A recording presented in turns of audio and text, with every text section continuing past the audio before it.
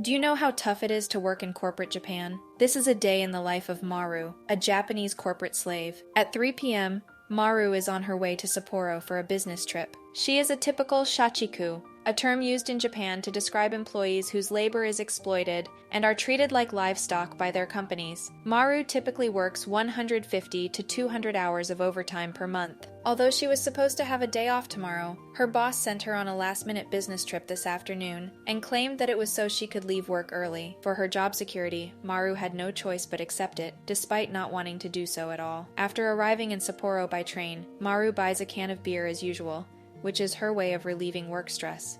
As soon as she gets to her hotel room, Maru immediately begins working on unfinished tasks and continues working until 5:45 p.m. The case on which she is working originally belonged to one of her senior colleagues. Before the business trip, he knew it would be hard to close the deal and asked his boss to reassign it to Maru instead. Despite having years of work experience, Maru is used to such unfair treatment and endures it once again. Anyways, she decided to treat herself to a big meal first. For business trips, her company reimburses the cost of plane tickets and accommodation, as well as $4 per meal. However, this amount is often not enough to cover a decent meal, leaving her to pay out of her own pocket. Also, there is no overtime pay for business trips or for working on tasks that are not completed on time, as the company deems that you didn't complete the tasks assigned to you within the designated working hours. Therefore, it is considered voluntary overtime. To get up to speed on the new project as soon as possible, Maru slammed her food down in just 15 minutes. Back in the hotel, she lay down feeling exhausted, but she knew she had to face reality and continue working. Fast forward to 1:15 a.m., Maru felt hungry and went downstairs to find food.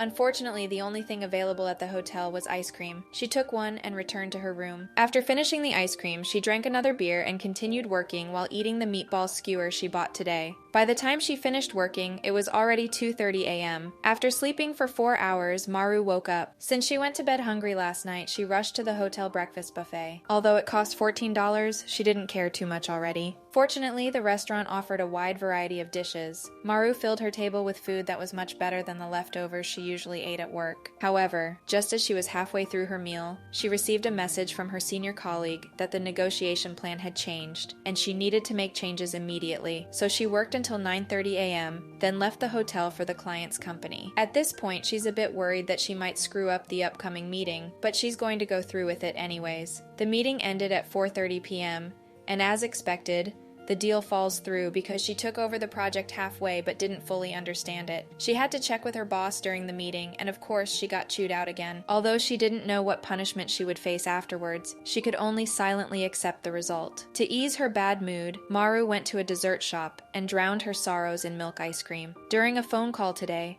her boss said she was like an ostrich. At that time, Maru didn't know what it meant, so she started searching while eating. The search results totally bummed her out. It turns out that the ostrich has the tiniest brain of all animals. Her mood, which had already calmed down, was close to collapsing again. After calming down for a few minutes, Maru chose to have another ice cream to take the edge off. Although she has heard various unpleasant words from her bosses since joining this company, she hasn't become numb to them. Instead, every time she figures out what they mean, it still stings her for a while. After leaving the dessert shop, Maru headed back to her company and was already mentally prepared to accept any outcome. This is a day in the life of a Japanese corporate slave. So, what do you think of this job? Leave your comments below. See you in the next video.